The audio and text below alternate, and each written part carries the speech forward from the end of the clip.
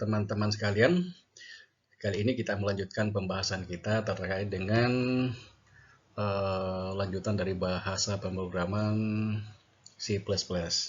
Nah, di sini di modul 6 kita akan bahas tentang pengulangan ya. Ini lanjutan daripada pertemuan sebelumnya atau pengulangan dalam bahasa C. Coba kita lihat seperti apa. Nah, pengulangan atau biasa disebut dengan looping ya. Jadi ini merupakan eksekusi daripada statement dalam sebuah program secara terus-menerus sampai dengan kondisi untuk menghentikannya ya. Jadi ini semacam looping ya, selalu jumpai juga dalam pemrograman.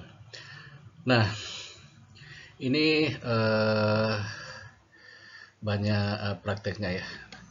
Nah, dalam pengulangan ini atau looping ini ada tiga ya, secara umum itu ada tiga macam, yaitu ada yang menggunakan for, ada yang menggunakan while, dan ada juga yang menggunakan do while sebagai perintahnya atau functionnya. Nah, ini adalah contoh ya. Jadi kalau misalnya ini contoh perulangan, jadi kalau Anda lihat atau perhatikan ini adalah perintahnya ini berulang terus tambah dan seterusnya. Oke, perintah yang pertama yaitu for. Nah, for ini merupakan salah satu perintah untuk melakukan perulangan yang diketahui banyaknya jumlahnya ya, misalnya berapa kali, 10 kali, atau 5 kali, dan seterusnya. Nah, ini biasa juga disebut dengan indeks ya. Nah, untuk melakukan ini perintah ini biasanya cirinya ini adalah datanya itu harus berurutan ya. Jadi misalnya urutannya itu 0, 1, 2, 3 dan seterusnya untuk naik, kemudian demikian pula sebaliknya kalau turun ya, berarti 3, 2, 1 dan seterusnya.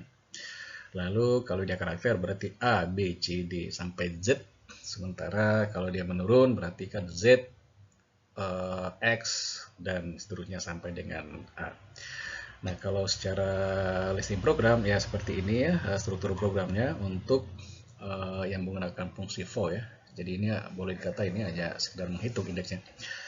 Ini kalau kita lihat ini dia kondisinya menaik ya atau increment. Jadi dia akan iterasi indeksnya secara berulang ya sampai dengan I ya, sampai dengan I tertentu ya. Demikian pula sebaliknya kalau dia menurun ini atau decrement, dia akan iterasi secara terus-menerus sesuai dengan jumlah perulangan yang sudah ditetapkan sebelumnya, misalnya 10 kali, 5 kali, dan seterusnya. Nah, coba kita lihat yang pertama, yaitu yang menggunakan perintah for ya, for ya. Nah, coba lihat kalau kita lihat flowchartnya ini atau algoritmanya seperti apa mekanisme kerjanya. Nah, kalau Anda lihat ini adalah hitungan ya, I sama dengan 0 ya, berarti dimulai dari awal. Kemudian ya jika ya ini jika I lebih besar dari 10 dia eksekusi, ketika tidak dia akan berakhir. Nah, ini adalah merupakan sebuah kondisi perulangan ya. Nah, jika I lebih besar daripada 10 maka dia akan eksekusi, ya jalankan I. Dia akan terjadi secara berulang sampai dengan I++, artinya ini naik ya. Dan seterusnya ya. Sampai pada batas I sama dengan lebih kecil daripada 10 ya. Jadi kalau kita lihat kalau misalnya ini integer berarti dia akan I sampai 9. Oke, ini sudah tadi. Mungkin ini sekedar contoh aja. Anda bisa kerjakan ini ya. Perulangan. Ya, kalau Anda jalankan program tadi, maka akan terjadi seperti ini. Ini berulang ya, khas outputnya atau luarannya. Ini latihan 23, Anda lanjutkan latihan yang sebelum-sebelumnya ya, di bab sebelumnya. Ini juga sama. Ini yang menaik ya. Ya, Anda coba kerjakan. Nah, kalau Anda lihat ini kan hasilnya ya 1 naik terus. Kalau yang di bawah ini adalah menurun 8, 7, 6, 5 dan seterusnya. Nah, coba Anda tuangkan dalam bentuk bikin aplikasi atau programnya. Nah, itu untuk for ya. Berikutnya yang kedua adalah instruksi berupa while ya. Nah, yang merupakan sama secara prinsip sama dengan yang tadi, cuma dia ini ada pemeriksaan kondisi ya di awal blok perulangan. Jadi sebelum dieksekusi dia periksa dulu. Nah, dia hanya akan dilakukan jika kondisi yang didefinisikan terpenuhi, atau dengan kata lain jika bernilai benar maka dia akan eksekusi, tapi kalau enggak ya dia tidak akan lakukan perulangan itu. Nah, jadi while ya. Nah, kemudian jika kondisi tidak terpenuhi atau dengan kata lain bernilai salah, maka statementnya yang terdapat dalam blok perulangan tidak akan dieksekusi. Ya, seperti itu. Nah, kalau kita lihat bentuk umumnya adalah seperti ini. While condition, nah ini statementnya akan diulang. Nah, jika terpenuhi, dia akan cek dulu. Terpenuhi enggak? Kalau terpenuhi dieksekusi, tapi kalau enggak ya dia tidak akan dieksekusi. Ini kalau kita lihat flowchartnya seperti ini ya. Nah, di hitungan awal perulangan start ya, I sama dengan 0, I kurang dari 10. Jika ini benar, ya, maka dia akan laksanakan I, eksekusi I.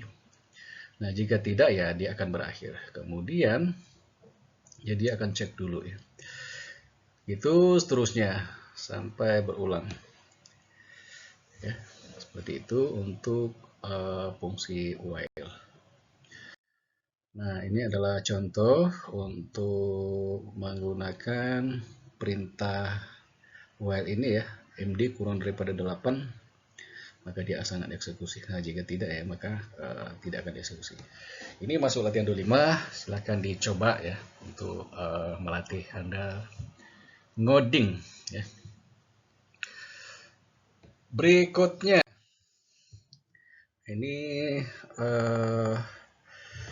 juga sama ya. Ini adalah program yang menggunakan while ya. Anda ini 26. Nah, yang ketiga ini merupakan perintah perulangan yang ketiga, yaitu do while. Nah, apa bedanya dengan sebelumnya? Kalau struktur while melakukan pemeriksaan kondisi di awal blok perulangan. Nah, pada struktur do while, kondisi justru ditempatkan di bagian akhir. Nah, hal ini tentu struktur perulangan do while minimal akan melakukan suatu kali proses eksekusi yang akan diulang. Jadi, kondisi yang tidak terpenuhi bernilai salah. Jadi, kira-kira seperti ini. Do, kalau struktur programnya seperti ini, do, ya, statement yang akan diulang. Dia akan justru, nah kalau secara flowchartnya seperti ini, kalau mari kita lihat hitungan awal I sama dengan 0. Nah, dia akan eksekusi dulu, print I, naikkan I. Nah, kemudian di sini jika I-nya kurang dari 10, maka dia akan eksekusi pada bagian berikutnya, I berikutnya. Nah, jika tidak, ya dia akan berakhir ya. Jadi seperti itu. Kalau di while tadi dia akan eksekusi di awal, dia akan cek terpenuhi enggak. Kalau enggak ya I-nya tidak sama lebih besar daripada 10 ya tentu tidak eksekusi. Ini untuk do while. Jadi kalau kita lihat secara keseluruhan ada 4 perbedaan struktur perulangan do while ya. Pada struktur perulangan while, pengecekan dilakukan di awal blok, pengecekan dilakukan sebelum eksekusi.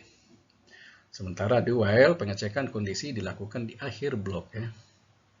Blok itu ya kumpulan program ya. Nah, kemudian perulangan while, jika kondisi tidak terpenuhi atau bersalah, maka statement yang terdapat dalam blok perulangan tidak akan pernah dieksekusi programnya.